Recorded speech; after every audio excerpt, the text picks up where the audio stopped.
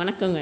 இன்றைக்கி நம்ம என்ன செய்ய போகிறோன்னா, நமக்கு ஏதாவது ஸ்வீட் சாப்பிடணும் போல் இருந்ததுன்னா உடனே டக்குன்னு ஞாபகம் வர்றது கேசரி தாங்க.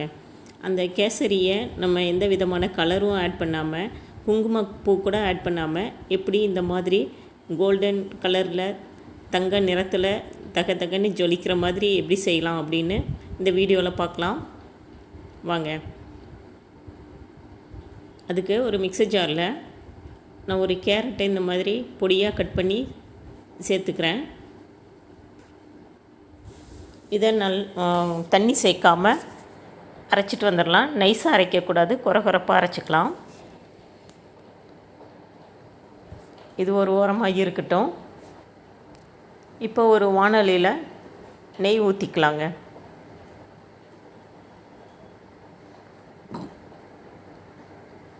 நெய் நல்லா உருகட்டும்.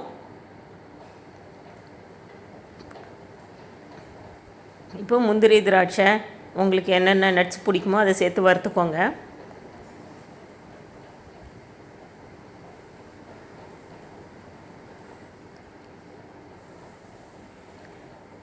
அவ்வளோதான், வறுப்பட்டுருச்சு. இது வெளியே எடுத்துடலாம்.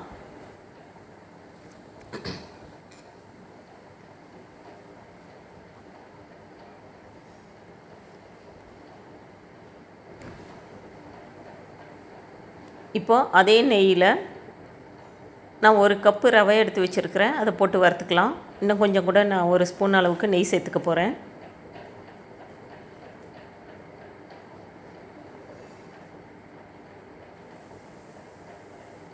நல்லா நெய் எல்லா பக்கமும் படுற மாதிரி நல்லா வறுத்து எடுத்துக்கலாம்.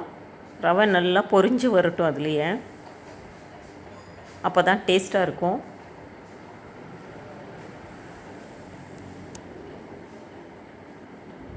இப்போது இதில் நம்ம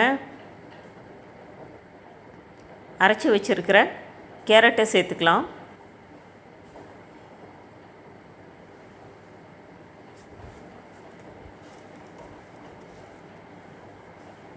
ரவையும் கேரட்டும் நல்லா வறுபடட்டும். கேரட்டில் இருக்கிற பச்சை வாசனை, ஈரப்பதம் எல்லாம் போகட்டுங்க.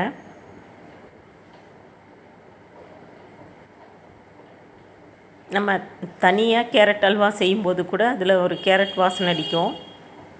ஆனால் இதில் அப்படி இருக்காது.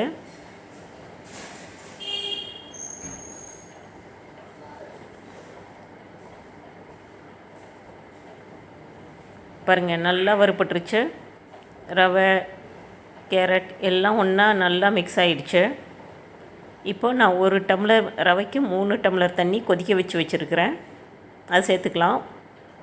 பார்த்து மெதுவாக ஊற்றுங்க. ரெண்டும் சூடாக இருக்கிறதுனால ரொம்ப கொதிக்கும். அதனால் அடுப்பை சிம்மில் வச்சுட்டு ஊற்றி கிளறுங்க.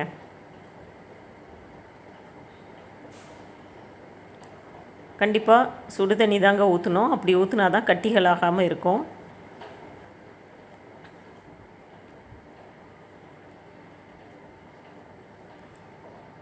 இப்போ தண்ணியில் நல்லா வெந்து வரட்டும். தண்ணியும் நல்லா சுண்டுட்டோம்.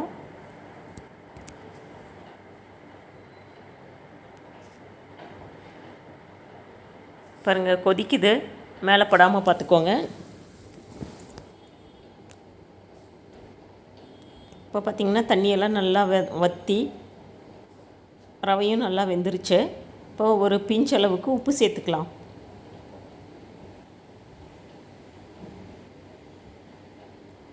உப்பு சேர்த்து நல்லா கிளறியாச்சு. இப்போது நம்ம இதில் ஒரு கப்புக்கு 3/4 கப்பு சர்க்கரை சேர்க்குறேன். இது ஸ்வீட் வந்து ரொம்ப மீடியமாக தாங்க இருக்கும். உங்களுக்கு அதிகமாக வேணும்னா 1க்கு 1 சேர்த்துக்கோங்க.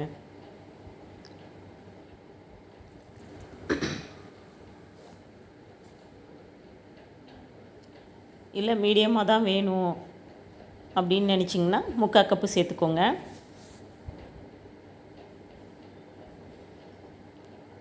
பாருங்கள், நம்ம எந்த கலருமே சேர்க்கல. ஆனால் அப்படியே மாம்பழ நேரத்தில் சூப்பராக வந்திருக்கு.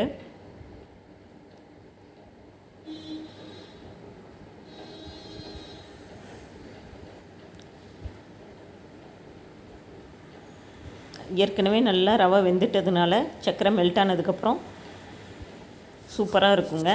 இப்போ ஏலக்காய் தூள் சேர்த்து நல்லா கிளறலாம்.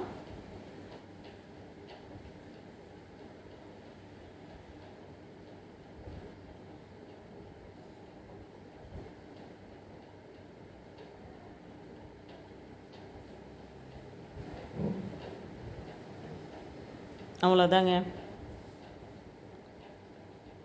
நம்ம எடுத்து வச்சுருக்கிற முந்திரி திராட்சையை சேர்த்து ஒரு கிளறிட்டு அடுப்பு ஆஃப் பண்ணிடலாம். நட்ஸ் எல்லாம் உங்கள் விருப்பந்தாங்க. இதிலே பேரிச்சம்பழம் போடலாம், ஆப்பிள் போடலாம், அப்புறம் பைனாப்பிள் போடலாம்.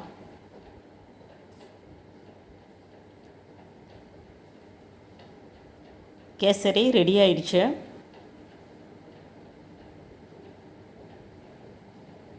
இப்போ இது மேலே இன்னும் ஒரு அரை ஸ்பூன் அளவுக்கு மட்டும் நெய் சேர்த்து நல்லா பரப்பி விடலாம்.